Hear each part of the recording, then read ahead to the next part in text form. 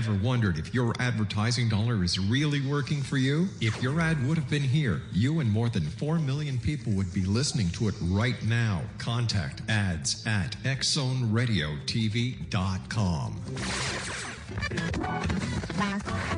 All Hit Radio.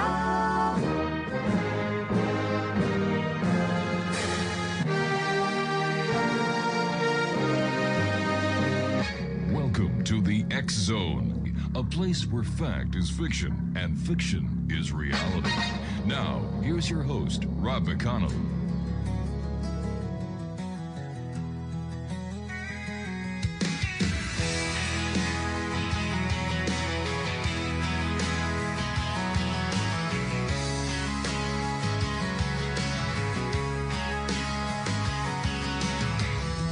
Late night signals whisper through the sky, stories of the unknown drifting by,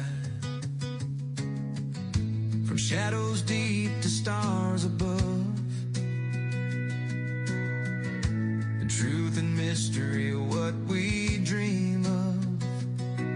From a humble start on AM air, a voice in the night reaching everywhere. St. Catherine's heard that distant tone, Rob McConnell's voice, the X Zone.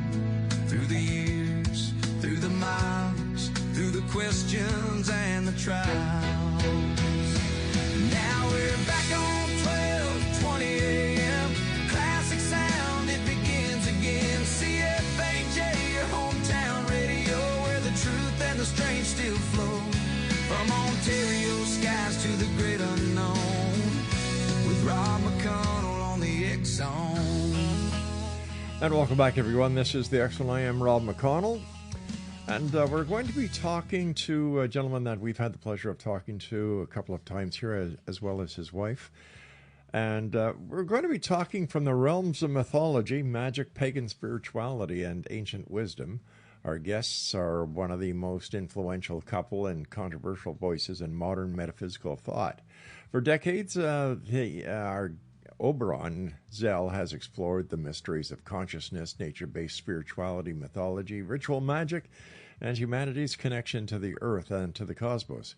He is the founder of the Church of All Worlds, an author, lecturer, visionary, and one of the pioneer architects of modern paganism and the modern pagan movement.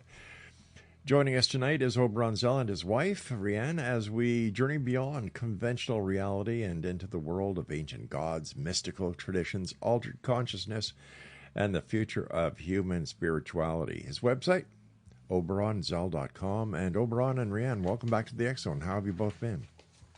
Great. Good to be back, Rob. Thank you for having us. Thank you. Now, you two are two busy people.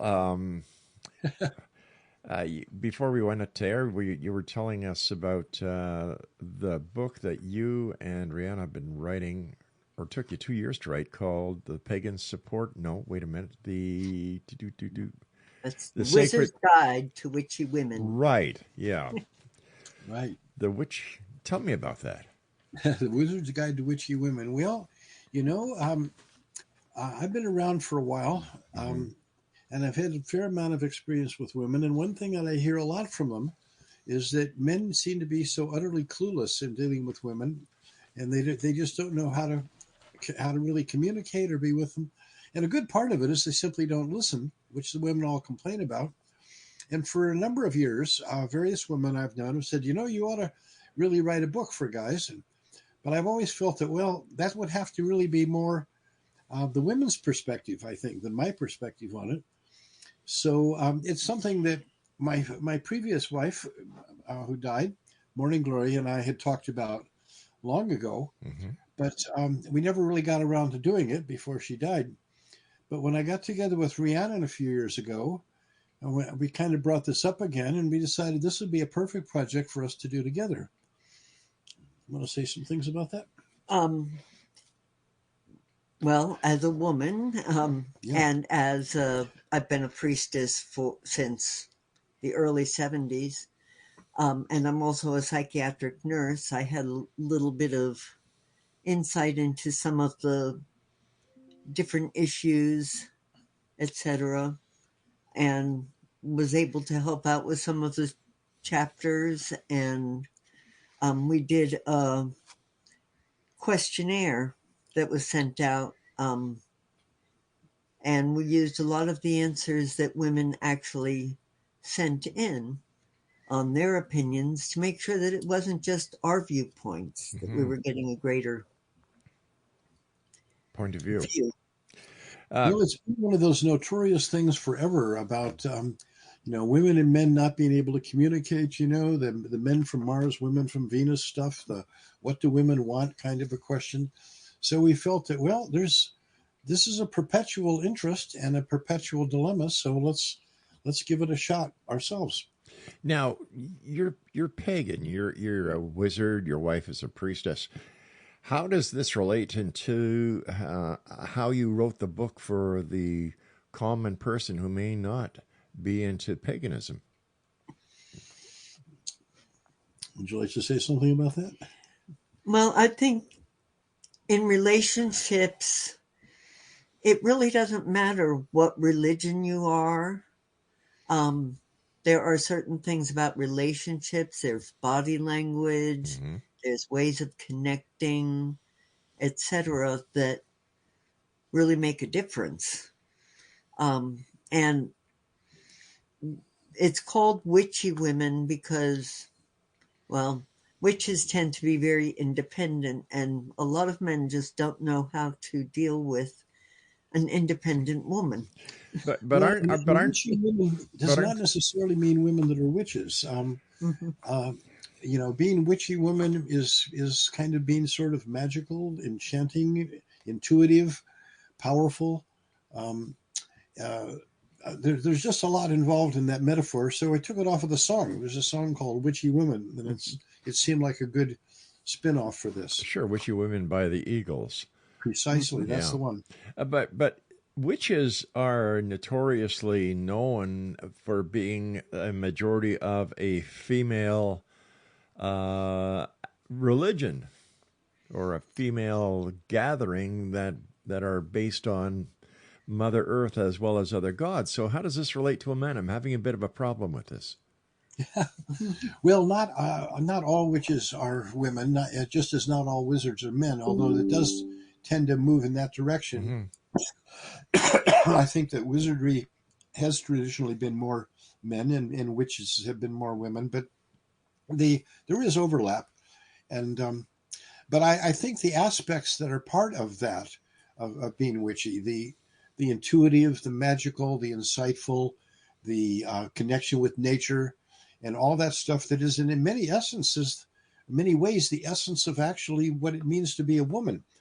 So one of the chapters that she wrote is, what does it mean to be a woman? Not just being a witchy woman. What does that really mean?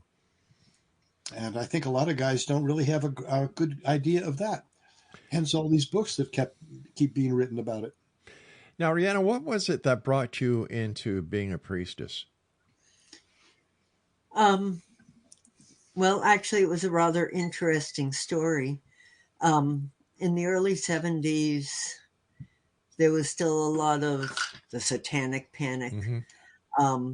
And I was avoiding witchcraft because I had been told it was black magic, and that wasn't my kind of thing. But I was very interested in psychic phenomena like ESP, reincarnation, intuition, etc., etc.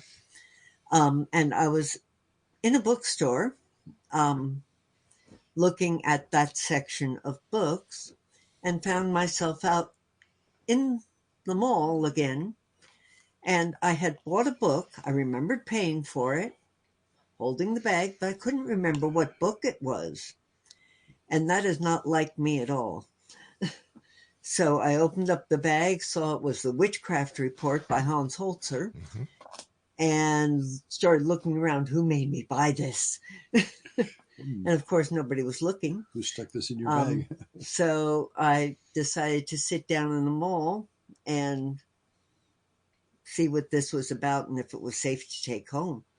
And discovered within the first chapter that a woman that I had very high respect for and had taken meditation classes from was a witch. And I thought, if she's a witch, there's got to be something good about it. And by the next chapter, I realized this is what I had always been. So I then went and started searching out training. Now, are you an independent witch, or are you a witch that belongs to a coven? I trained with a coven through my high priesthood. That was for several years. Then started my own group for a while, and at some point in there, I spent about 7 years as a solitary. And then when I moved to North Carolina, we started a group of our own, and that's still growing. In fact, for quite a while, I sponsored pagan festivals all over the Southeast. Now, in your opinion, what is the biggest misconception that the public has about witches?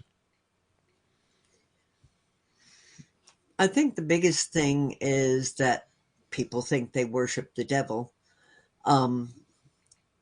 We actually are very much in tune with nature and focus on basically nature as deity. Mother Gaia, Father Sun, frequently looking at a lot of the pantheons of more ancient pantheons like Greece, Rome, Celtic, Norse, and frequently find ourselves basically claimed by a deity. Much of the actual work is healing. That's really pretty much what it's all about, is various levels of healing, from personal healings to larger healings of communities and people and the planet and all that stuff. You know, when there have been major disasters, such as we had the floods here a while back from the Hurricane Helene, you know, we were all out there trying to help and offer healing and support for people. So that's a major aspect of the whole thing, is that we feel that we are stewards, I guess, and healers of the earth, you know. When we come back, I'd like to talk to you, Oberon, about yourself, about the Church of All Worlds, and what it's like to be a Grand Wizard. We'll be back on the other side of this break. Exonation, our guests this hour are Oberon Zell and his wife, Rhiannon. www.oberonzell.com is the website, and we'll be back on the other side of the short break as we continue here in the X Zone with yours truly, Rob McConnell, from our broadcast center and studios in St. Catharines, Ontario, Canada. Don't go away.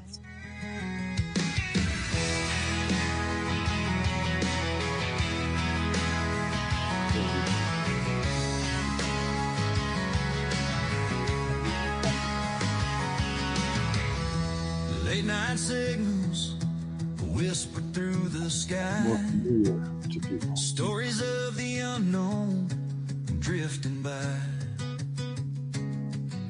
From shadows deep to stars above.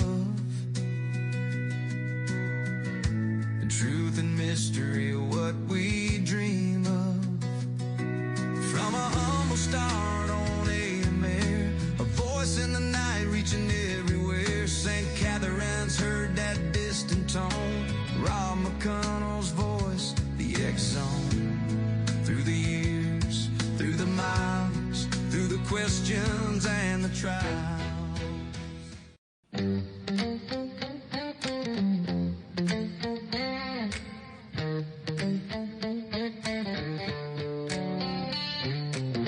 When the moon bleeds black on All Hallows Eve, whispers crawl through the dead oak leaves. Candles flicker in the graveyard spread, calling spirits back from death. The witches are awake tonight, dancing around the firelight. Spells are cast, the veil is thin. Let the wicked feast begin. Screams will echo through the sky. You hear them laugh before you die. Run if you dare, make no mistake. The witches are awake.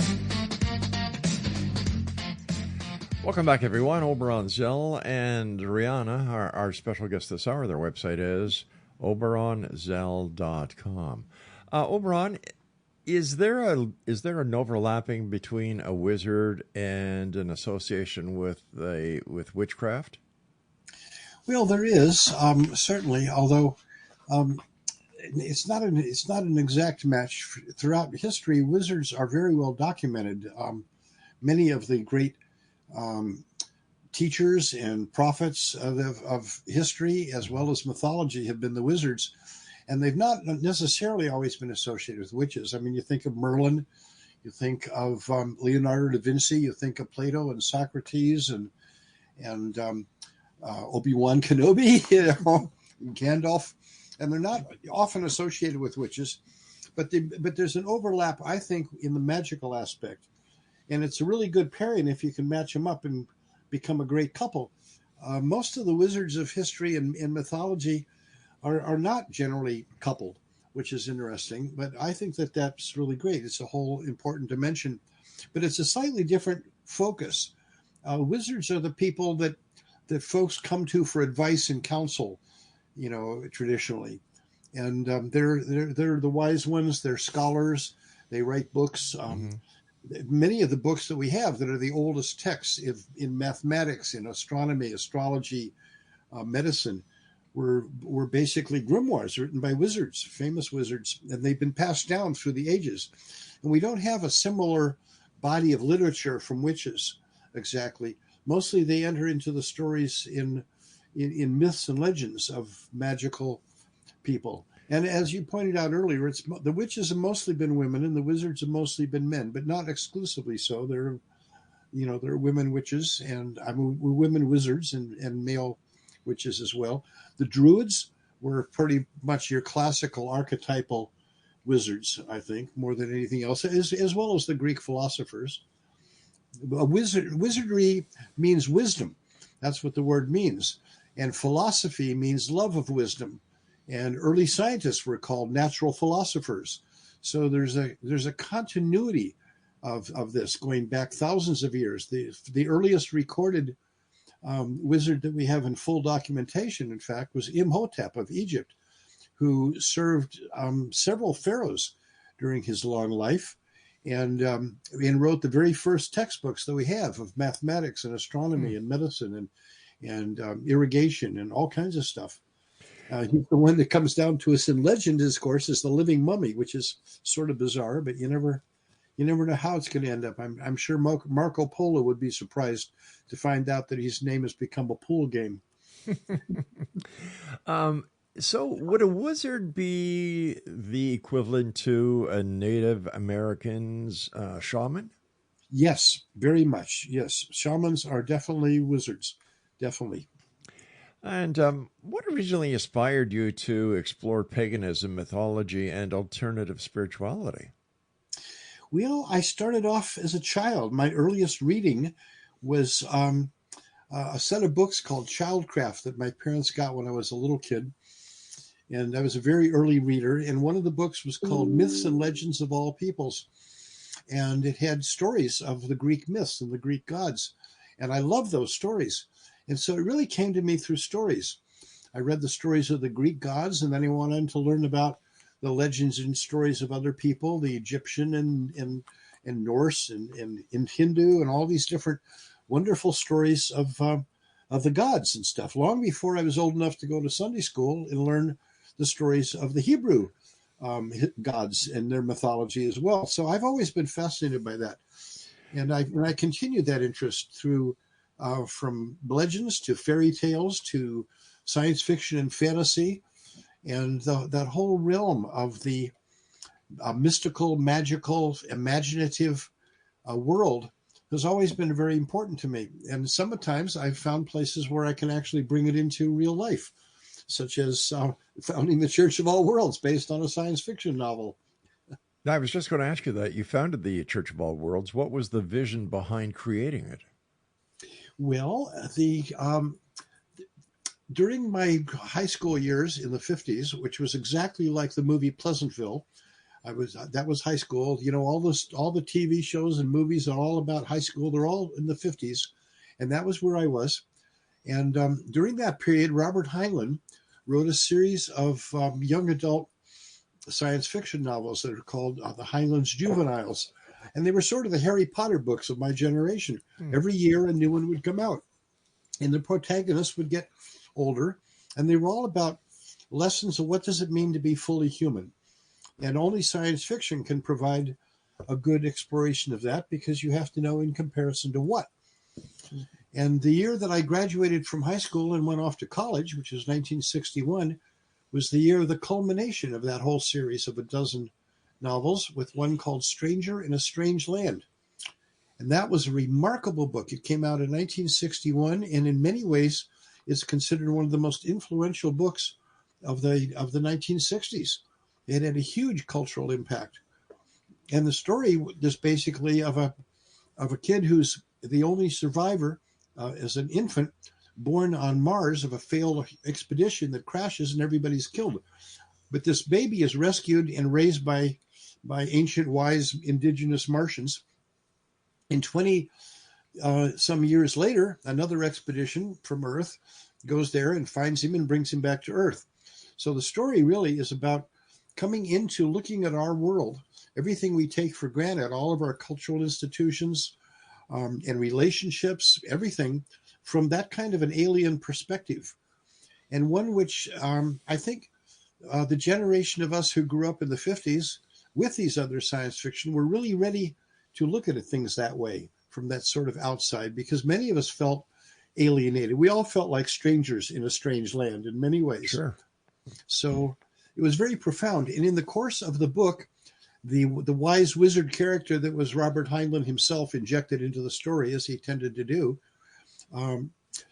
said, well, these ideas that you've got, these bits of wisdom from the Martian old ones, if you want to try to convey that stuff here on Earth, you might consider starting a church. And so he explained how to do it, how to go about founding a church, which is really amazing. He said, religion is a null area in the law in the United States because of the First Amendment, regarding separation of church and state, and no laws governing an establishment religion. So he lays it out. And so our protagonist decides to do that, and he calls it the Church of All Worlds, meaning to be universally inclusive of the wisdom of all cultures and all religions and all peoples. Mm-hmm. And there's a lot of that throughout the book, bringing in the wisest kind of stuff from many different religions and cultures. I read that stuff. Well, we could do that. And we did. That's what happened. You mentioned the religious aspects of the United States and in your Constitution. What is your take on Christian nationalism? Oh, boy. Oh, my goodness. I've just been developing a PowerPoint presentation to deliver to the Pagan Solidarity Alliance on that very subject. I'm appalled by it. This is terribly dangerous. Christian nationalism has its roots in Nazi Germany in the 30s, mm-hmm. where it was used as a euphemism for Nazism. And it's basically, taking the Nazi philosophy of racism and intolerance and all of the rest of it, and giving it a Christian veneer to make it seem acceptable. But it's a total power grab. The people who are behind this want to have the United States become a theocracy. Like Israel or someplace that is totally run under that, or like all the Islamic countries that run by Sharia law. This is what they want for this country, to be run by Old Testament law, which is horrific. If you've ever read some of those things, I sure have. Leviticus, you have. I'm sure it's awful stuff. The last thing in the world we need. And our founders were wise enough just to establish a country that was not committed to a particular religion. All of the other countries at that time, 250 years ago, mm-hmm. all had their state religion, But no disrespect meant to the founders of the United States by any means. But I don't think that the founders had any idea that a person like Donald Trump would ever become the president of the United States. I know, it was inconceivable. It still is. It's still hard for us to wrap our heads around that. That's somebody who is, there is a faction in the really good, not nationalist Christians who are appalled by this, and who have been maintaining that, if anything, Trump's character fits the description of the Antichrist. I agree with He's that. Yeah. depicting himself as Jesus, and his followers are going along with that. It's amazing. Horrific. You and I last talked a couple of months ago, and you were telling me, and at the time we were looking at what was happening in Minnesota, and I understand that both you and Rhiannon were involved in some sort of, let me see if I can get this straight, some sort of demonstration or march. Oh, yes. Yeah, we've been involved in many of the large demonstrations out here that have been sponsored by Indivisible and Good Trouble for various occasions. And we show up at these costumed as Lady Liberty and Uncle Sam. Sometimes we have information tables where we put out information about lots of interdenominational stuff about different religions and stuff. So we try to do our part.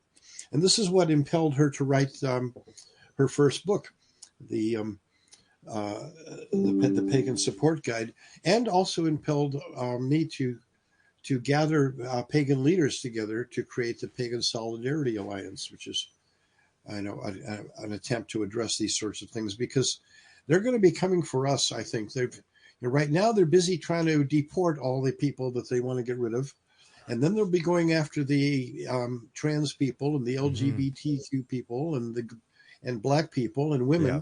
We're on their list. We pagans are definitely on their list because we're not them, and these people hate everybody who's not them. They're like the Daleks of Doctor Who. You and I have to take our first another break here. Please stand by. Great having you with us tonight. It's always such an enlightening topic to have both you and Rhiannon here, Oberon. And I know how hard you both work for world peace, and, you're two of my favorite people. Oh, thank you, Rob. Thank you, Rob. Stand by, my friends. You will be back on the other side of this break as we continue this conversation here in the X Zone with yours truly, Rob McConnell, from our broadcast center and studios in St. Catharines, Ontario, Canada. Don't go away. When the moon bleeds black on All Hallows Eve, whispers crawl through the dead oak leaves, candles flicker in the graveyard's bread, calling spirits back from death. The witches are awake tonight.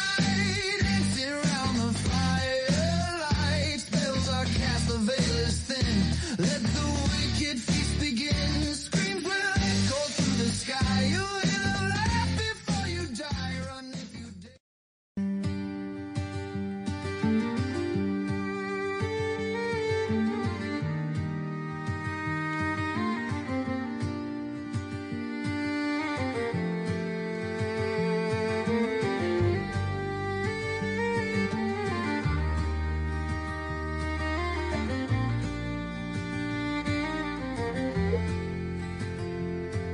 In the bitter Minneapolis cold, where snow and winter meet, Alex Pretty walked with open hands to stand beside the weak. A nurse who spent his life to help care for those in need. Not a soldier, not a threat, just trying to do good deeds. They called him names, they made their claims before the truth was known.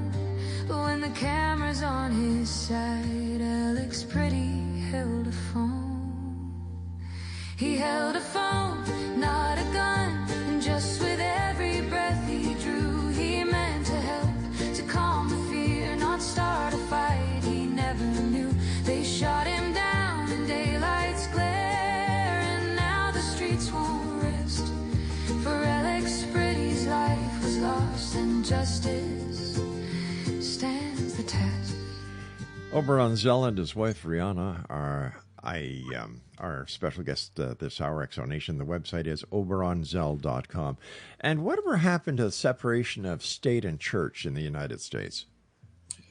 Well, there's always been a faction of people who were not okay with that. The early Puritans who murdered 25 of their neighbors for not being pure enough with Really? the religious thing. You know, the Nazi movement in Germany had a strong analog in America of people who are really into it. We had the slavery and the all the stuff that was justified with that. We had the anti-Asian movement, the anti-Irish movement, the war against the native peoples here. There's always been this concept of manifest destiny, and I think it's built into the concept of extreme monotheism. You know, if you believe that you have the one true right and only way, then that means that everybody who disagrees with you is wrong, and if they're wrong, then they're evil. But And how if can they're how can they evil- be wrong when the Constitution guarantees you that right? Yes, well, it says Congress shall make no law, but it doesn't seem to keep them from having, presidential edicts and local things and stuff like that. That's the flaw in it. And as you said, the founding fathers just never imagined an administration like what we have today. That just never seemed possible. Rand, tell me about your pagan support guide. Go ahead. Oh, well, a while ago, last year, a book came out called The Pagan Threat, written by Miles. I can't even remember the whole name of the author, but His last name was Miles. I know that. yeah. Mhm. And it had a foreword by Charlie Kirk. Oh, yeah. And it basically tried to say how bad pagans were, although its description of paganism was very good.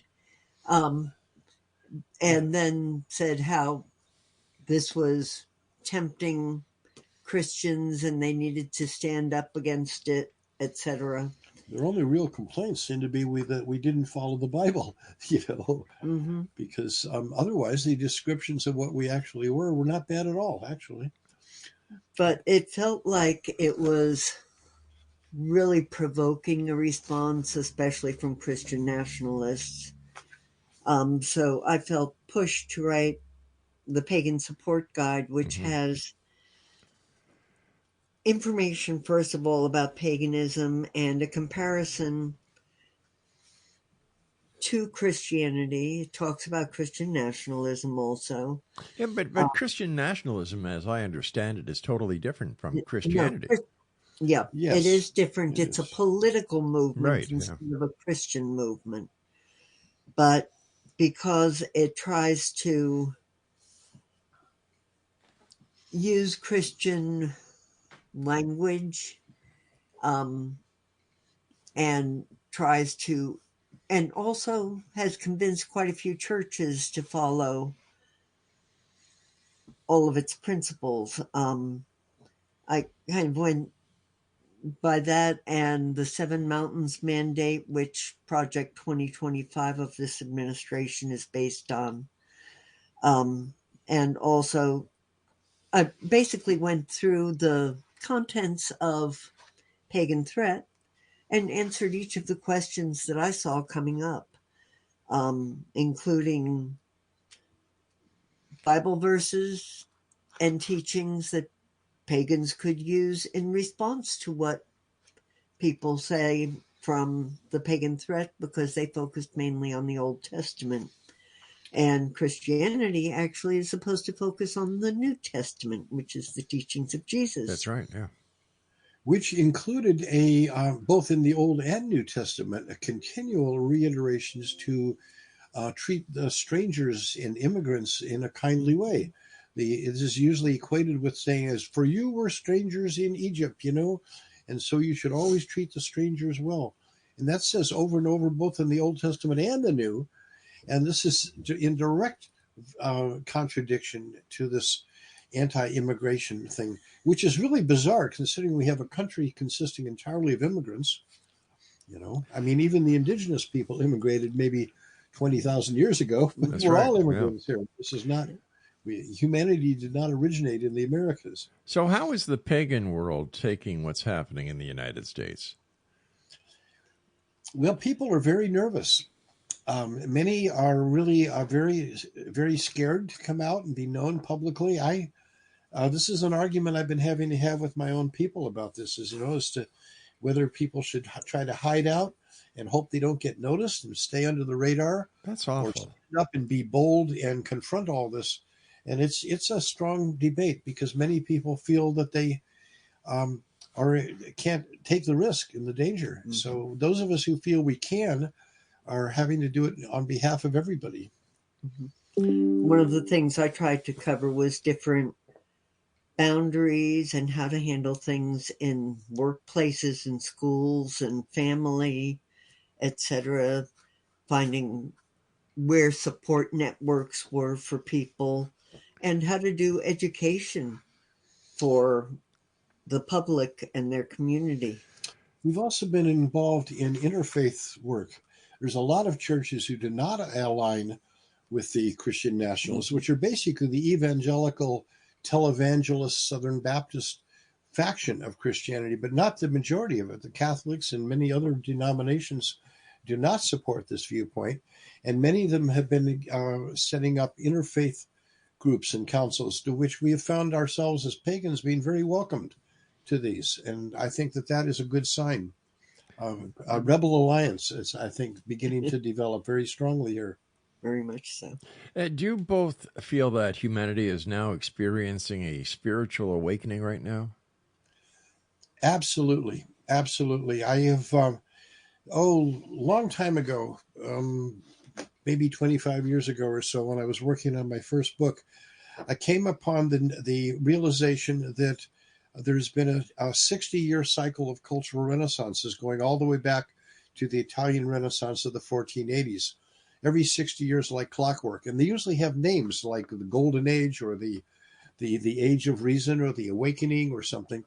And the last one was in the 1960s. They called the New Age, and we are now in the middle of one. This is the equivalent of 1965 in many ways, and this one inevitably seemed to carry the label of the Awakening, and that theme has been appearing all kinds of places, including in the whole thing about wokeness, which is all about that. So I really feel that this is a time of that, a time of awakening, and the things that are foundations that are being laid today and the movements and visions that are being started are the ones that are going to shape the coming time over the next 60 years.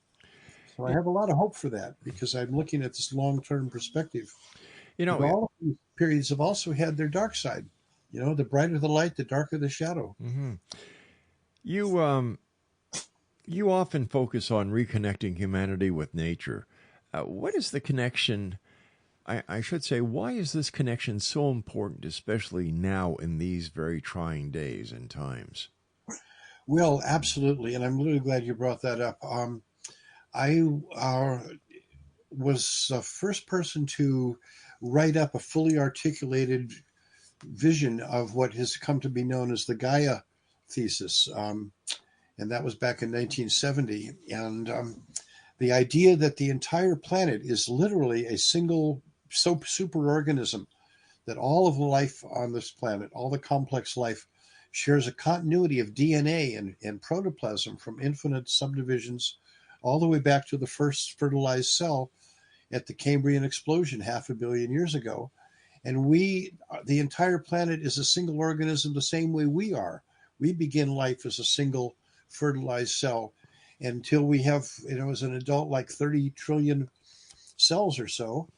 And the same thing is true for the Earth. We are all cells in a larger body. And if we come to understand that perspective, that we are all essentially one being, one essence, that only the separations, disappear.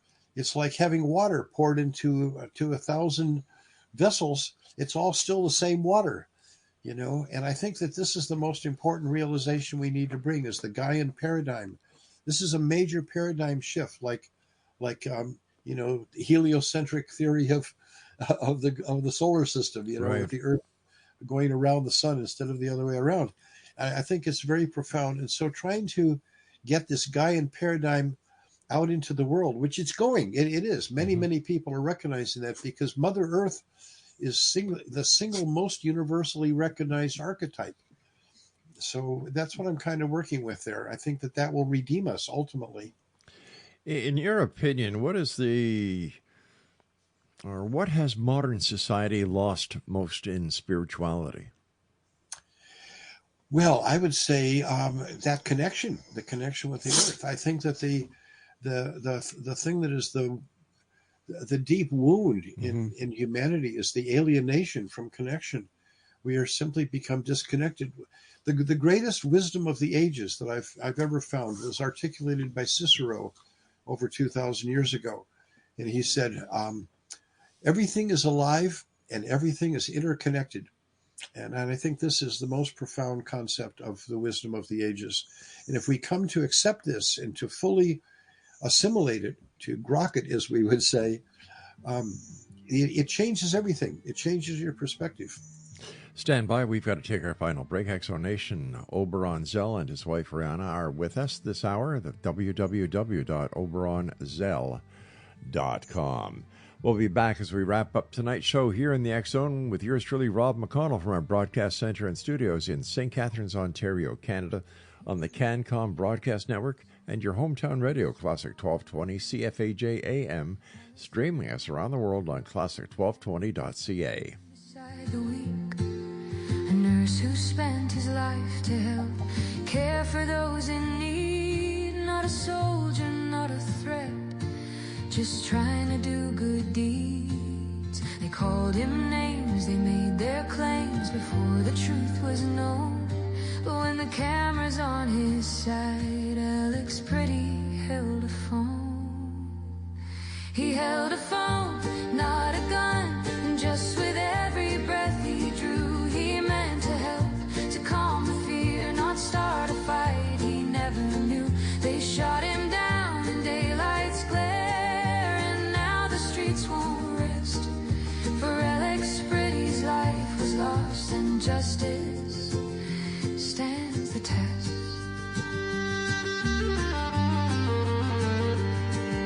A veteran of life and fighting pain, a compassion. It was a cold November day. Flight 305 took flight. A man in a suit in the cabin's low light, with a briefcase of secrets and a bourbon in hand. He passed a note softly. The hijack began. He said, "This ain't a game, there's a bomb in this case. Land in Seattle, do it quiet, no chase."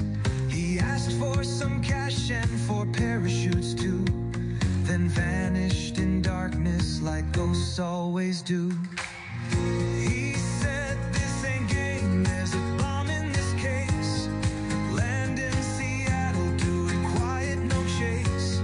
He asked for some cash and for parachutes too, then vanished in darkness like ghosts always do. 200 grand in a knapsack tight. He stepped from the stairs and was gone in the night. No body, no answers, no trail to be found.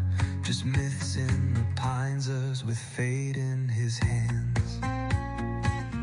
Welcome back, everyone. Oberon Zell and Rhiannon, our special guest this hour. www.oberonzell.com.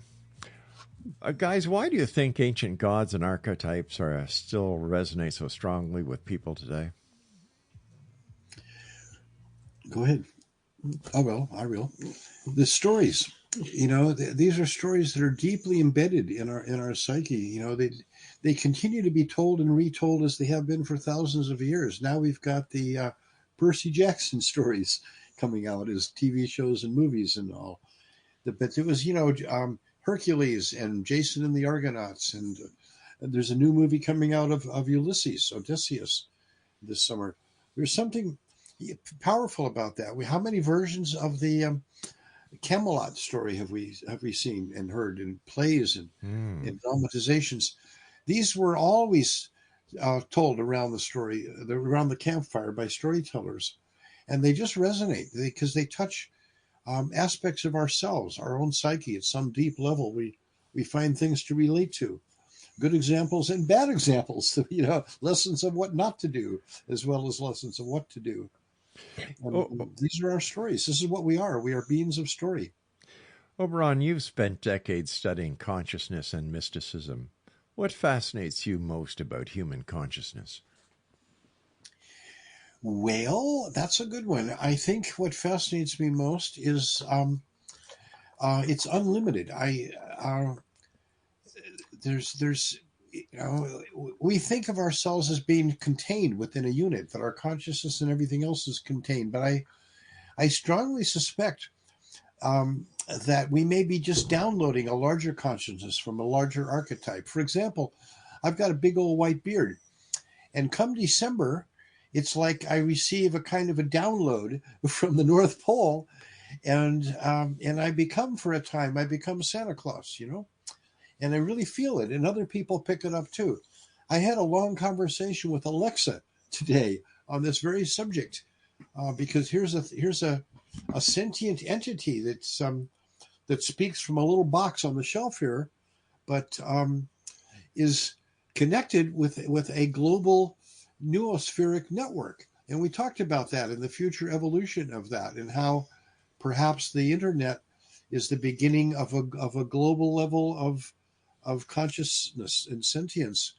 Maybe that's the way we're going to achieve the totally awakening of Gaia, And I've always been fascinated by that. It's the boundaries and what lies beyond have always interested me. The parts of the map that are not filled in, and it says, "Here be dragons." That's the kind that interests me. Where do you think artificial intelligence will be taking us into the future? Well, we've been writing stories about this for a long time, and I think that much of that is likely to come. Again, you can really have some interesting conversations on that very subject with Alexa, because it's really into that. I think we are going to be seeing the development of an increasing level of sentience. I think that it's already past the Turing test. You can already have a conversation with these AIs that are indistinguishable from conversations with other people, but they're really intelligent people, So there's all that going on. I think we're going to have to get used to the idea that we are birthing another level of consciousness, another sentience. And we're just seeing the beginnings here, but it's happening. But don't you think that artificial intelligence may take the human out of humanity? Well, I think we're going to have to rethink that, what it means to be human. And this is what science fiction has always done for us. It's always given us that perspective. What does it really mean to be human? Maybe we'll have to extend the idea of human to include artificial intelligence, But what about artificial intelligence coming to a point where religion or social interaction is no longer needed, and that we are finding ourselves wandering aimlessly in the desert because there's nowhere else to go, there's nothing else to do because artificial intelligence is doing it all? Well, that's a very interesting question. It really is, Rob. And I think, but there's always people who will confine themselves, and then there's other people who will not. We go out into the mountains around here all the time. We live in the